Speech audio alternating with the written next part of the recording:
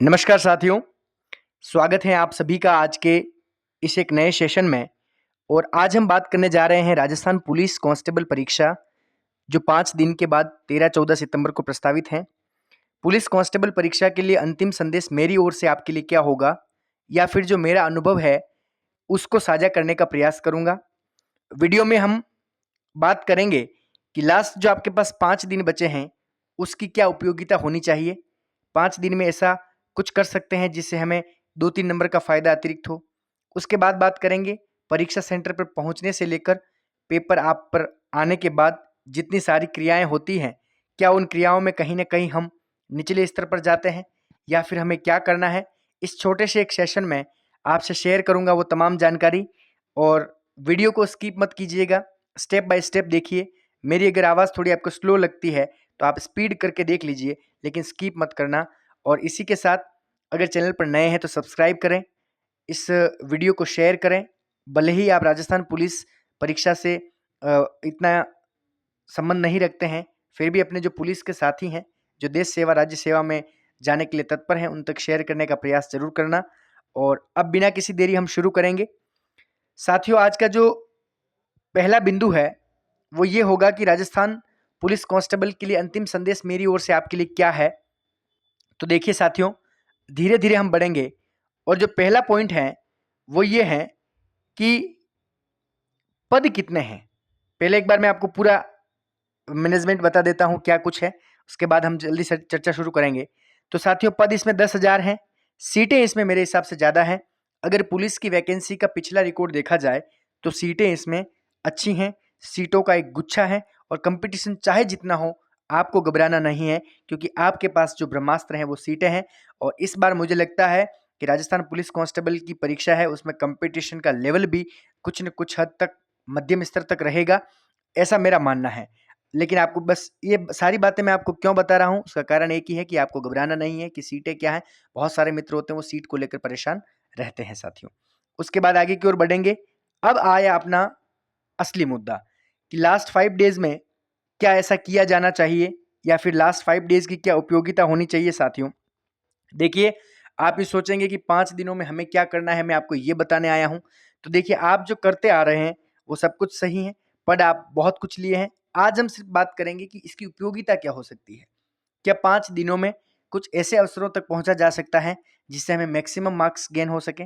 जी हाँ साथियों, अब अपन बात करते हैं कि पॉइंट ए के बारे में अपन बात करेंगे। देखिए साथियों, ओके, पॉइंट ए के बारे में बात करेंगे अपन। तो साथियों, थोड़ा सा कलरिंग चेंज कर देते हैं आपके लिए। ये लीजिए सर, ए के बारे में आपने देखिए कि आपने ऑल सब्जेक्ट पढ़ लिए हैं, बहुत अच्छी बात है। लेकिन आपको ध्यान रखना है कि इन 5 दिनों में पहला जो अपना पॉइंट है वो है कि करंट अफेयर्स को ज़्यादा रिवाइज करना है। पढ़ तो आपने लिया है लेकिन इसको रिवाइज ज़्यादा करना है, क्योंकि देखिए सिलेबस बड़ा है। राजस्थान जी के अगर आप 5 दिन में रिवाइज करते हैं फिर भी वहाँ से प्रश्न उतने ही आएंगे या उतनी उपयोगिता साबित नहीं होती जितनी राजस्थान करंट अफेयर्स की होती है। क्योंकि क्या पता यहाँ से 15 प्रश्न आ जाए और आपका अच्छा है करंट और उसको रिवाइज कर दें और वहाँ प्रश्न ज़्यादा चांसेस हैं। तो साथियों, मुझे ऐसा लगता है करंट अफेयर्स ज़्यादा रिवाइज करें।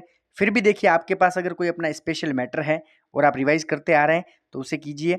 करंट अफेयर्स को भी किया ही होगा, लेकिन मुझे लगता है और ये मेरा एक व्यू है, आप तक पहुंचाने की कोशिश कर रहा हूं। आप इसके माध्यम, हम दोनों इसके माध्यम हैं, है ना साथियों। फिर आगे की ओर बढ़ते हैं। दूसरा पॉइंट आएगा स्ट्रॉन्ग पॉइंट रिवाइज करना है आपको।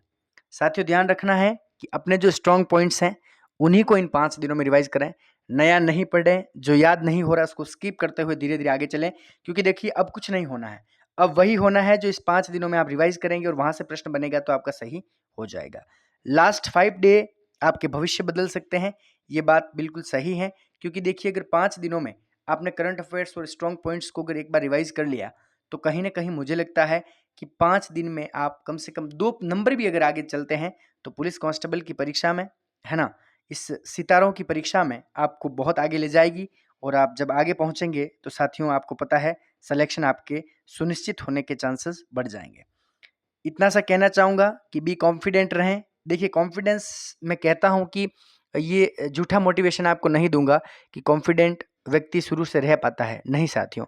जो तैयारी करते हैं उनमें भय रहता है और भय स्वाभाविक है, लेकिन भय कब समाप्त होगा? जब आप एक अपने आप में ये ठान लेंगे कि यस, मैं अब इस पेपर को देने जा रहा हूँ और जो होगा सो देखा जाएगा, मैं जब मेरी मेहनत पर पूरा भरोसा है।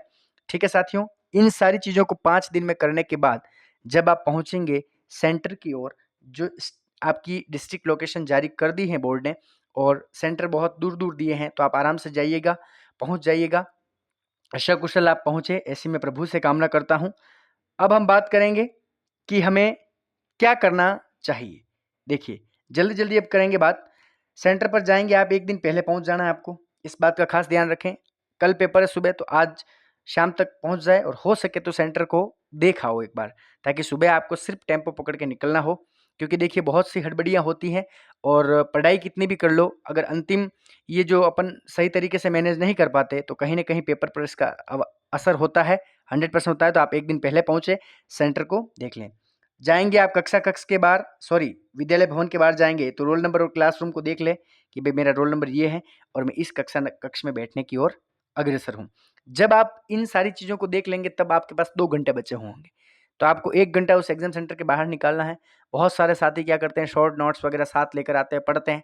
आपको उस समय कुछ भी नहीं करना है। आप सिर्फ चिल माइंड में बैठिए, आराम से सोचिए, अपने परिवार को याद कीजिए, अपने माता-पिता को याद कीजिए, है ना? अपने ईश्वर को याद कीजिए कि प्रभु आज मैं ये एग्ज़ाम, या माता-पिता से जो भी आपके सपने हैं, उन सपनों में अपने आप मनन कीजिए, चिंतन कीजिए। क्योंकि देखिए पढ़ने को तो बहुत कुछ था, 1 घंटे में कुछ नहीं हो सकता, है ना साथियों? तो इस बात का खास ध्यान रखना। मेरे इन शब्दों को आप ज़रूर वहाँ याद करें, ऐसी मैं कामना करता हूँ। भय आएगा, लेकिन अब मैंने कहा ना, अपने माता-पिता और प्रभु को याद करना है। फिर हम जब एग्ज़ाम हॉल में पहुँच जाएँगे, एग्ज़ाम हॉल या परीक्षा कक्ष जो भी आप अपनी भाषा में कहते हैं, वहाँ जब हम पहुँच जाएँगे, तो पहुँचते ही साथियों आपको सबसे पहला जो होगा, हाँ, सबसे पहली जो बात है, वो है कि 1 घंटा आपको वहाँ पहले बैठा दिया जाएगा। अब बैठते-बैठते आप क्या सोचने लगेंगे, ये हो जाएगा, वो हो जाएगा, नहीं। आपको अपनी कलम, जो ट्रांसपेरेंट पेन आप ले जाते हैं, उसको उसको बारे में सोचना है। आपको ये सोचना है कि पेपर जब आएगा, उससे पहले जब 5 मिनट पहले मुझे जब ओएमआर दी जाएगी, उसकी एंट्रीज़ कैसे करनी है, इन सारी चर्चाओं के बारे में सोचें। और अगर आप इससे भटक रहे हैं, तो सिर्फ़ अपने परिवार, अपने गुरु, अपने प्रभु के बारे में सोचें। फालतू की बातों में कोई मतलब नहीं है। आप ये सोचेंगे कि जीके में उस राजा ने ये किया था। देखिए, अपने आप से इतना उलझना नहीं है। ये साथियों, ये अनुभव है, ये मैं आपके साथ साझा कर रहा हूँ, ये आपको कोई नहीं बताएगा। ठीक है साथियों? अब चलते हैं कि एट फर्स्ट आपको क्या करना है, ओएमआर की एंट्रीज करनी है। 5 मिनट जब बचेंगे, तो आपको ओएमआर दी जाएगी और ओएमआर शीट का आपको विशेष ध्यान रखना है। ओएमआर शीट को बढ़िया से भरना है। उसके 5-7 कॉलम होते हैं, नाम, सिग्नेचर, बुकलेट नंबर, है ना? जो भी आपके रोल नंबर, उनके गोले काले करने हैं। इन सारी चीज़ों को करने के लिए आपको सिर्फ 5 मिनट मिलेंगे और 5 मिनट में आपको इसको पूर्ण करना है। एक बात ध्यान रहे, अगर 5 से आपको 1 मिनट एक्स्ट्रा भी लग जाता है, लेकिन ओएमआर की एंट्रीज आपको सही भरनी है। क्योंकि बहुत सारे साथी हैं जो ओएमआर की एंट्रीज को सही नहीं भर पाते और कहते हैं फिर अंत में कि सर मैंने ओएमआर की गलती कर दी। देखिए, इसका खामियाजा आपको भुगतना होगा, कोई आपका साथ नहीं देगा। इसलिए ध्यान रखिए कि ओएमआर एंट्री सही से भरेंगे। सही से भरी। बहुत से साथी ये भी होते हैं कि पेपर को थोड़ा ऊपर-ऊपर करके देखते हैं कि पहला प्रश्न क्या है, ये सोचते हैं कि मेरा 1 मिनट बच जाएगा। लेकिन कभी-कभी ओएमआर की इतनी बड़ी गलती हो जाती है। हमारे साथी हैं जिन्होंने ऐसी गलती की है रीट मेंस में भी। तो आप ध्यान रखें, ऐसी गलती न करें। ऐसी ही सभी से आशा करता हूँ, निवेदन करता हूँ कि ध्यान रखें अपना। ओएमआर की एंट्रीज को पूरा करने के बाद जब आप खोलेंगे पेपर, जो आपके सपनों को साकार करने की जो प्रति है, उसको जब आप खोलेंगे, तो पेपर आने के बाद हमारा पहला काम क्या होना चाहिए साथियों? पेपर आने के बाद जो हमारा पहला काम है, वो ये होना चाहिए कि अपना पेपर चेक करना है। पेपर चेक कैसे करते हैं कि कहीं प्रिंटिंग मिस्टेक नहीं है, ऑल पेपर गुड है। क्योंकि देखिए, कहीं से अगर पेपर कटा-छटा है, तो आप पहले 15 मिनट में उसको चेंज करवा सकते हैं। उसके बाद आपको उसको चेंज नहीं करवा सकते। इस बात का खास करके ध्यान रखना, है ना, कि पेपर होगा। ये सारी बातें हो गई। अब एक अच्छा मुद्दा आता है कि सर ओएमआर के जो गोले होते हैं, जो हम गोले भरते हैं, वो कैसे भरें? तो देखिए, सबसे उपयुक्त अगर ओएमआर के गोले भरने का तरीका है, तो वो 15-20 प्रश्न करने के बाद ही है। अगर आप 1 प्रश्न करते हैं और 1 गोला भरते हैं, इसमें आपका समय भी जाएगा और कुछ प्रश्न ऐसे होते हैं जो एक-दूसरे से संबंधित भी होते हैं। तो आप क्या करें, 15-20 प्रश्न करें, फिर गोले भरें। इससे क्या होगा, आपको ये पता चलेगा कि मुझे कितने आए, है ना, मेरे कितने नहीं आए, इससे आप अपना आकलन करते चलेंगे, एक एक को आपको नहीं करना है।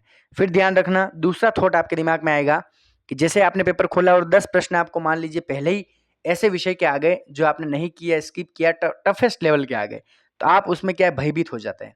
भयभीत का मतलब है हड़बड़ी में आ जाते हैं और आप ये सोचते हैं कि अब तो मुझे अगले 10 प्रश्न पूरे करने हैं। साथियों, आपको 150 में से 110 प्रश्न ही सही करने हैं, 40 या 35 प्रश्न आपको छोड़ने भी हैं, तो आप घबराना बिल्कुल नहीं है। एक ही नियम है, क्योंकि देखिए नेगेटिव मार्किंग का पेपर है और नेगेटिव मार्किंग में अगर ऐसी हड़बड़ी हो गई तो मैं कह रहा हूं कि सारी भीड़ एक तरफ हो जाती है। और सिलेक्शन वाले बच्चे क्या करते हैं, जितने प्रश्न अपने आप को आते हैं वो कीजिए, उसके बाद जो 2 ऑप्शन जैसे बी या सी में से कोई ऑप्शन हो सकता है राइट, उसमें आप रिस्क ले सकते हैं, चाहे उन प्रश्नों की संख्या 15 से 20 ही क्यों ना हो, आप प्लस ही जाएंगे। नेगेटिव मार्किंग से बचने का तरीका है और आपके दिमाग में वहां थॉट्स आएगा, जरूर आएगा, ये आएगा कि मैं इसको ऐसे करता हूँ कि इसको सरल कर लेता हूँ, 10 प्रश्न अतिरिक्त कर लेता हूँ, 5 ही तो कर रहा हूँ, माइनस नहीं जाऊंगा।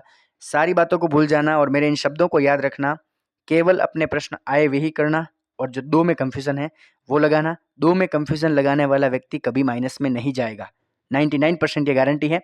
तो आप इस बात को ध्यान रखना, क्योंकि बहुत से शिक्षक हैं, सॉरी बहुत से जो साथी हैं, वे पहली बार इस एग्जाम को दे रहे हैं या फिर नए नए हैं जो नवोढ़ा हैं, वे ये नहीं जान पाते हैं और पेपर को बिगाड़ देते हैं, वह हड़बड़ी में हो जाता है। तो ये साथियों, ये ऐसा आपको नहीं करना है।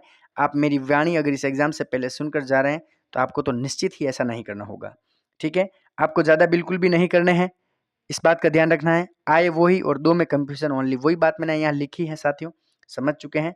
बढ़ते हैं आगे की ओर। और एक बात का और ध्यान रखना कि जब आपके पास पेपर आ जाए और उस पेपर में आपको यूँ लगे कि मुझे इसमें पूरे पेपर में आपको प्रश्न पढ़ने, ऐसा नहीं एक पहला प्रश्न पढ़ लिया, दूसरा पढ़ लिया और फिर आप प्रश्न पढ़ते पढ़ते एक बार चेक करें, नहीं साथियों, आपको शुरुआत से ही करना है और लास्ट तक पहुंचना है। टाइम अपना इंपॉर्टेंट है, घड़ी एग्जाम हॉल में लगी है, उसको देखकर अपने समय के साथ चलते रहना है। एक पहले ही समय सारणी घर से बना लेनी, इस पार्ट को मैं इतना टाइम दूंगा, भले कुछ भी हो जाए उतना ही समय दूंगा, उसके बाद आगे बढ़ जाऊंगा, ठीक है ना साथियों।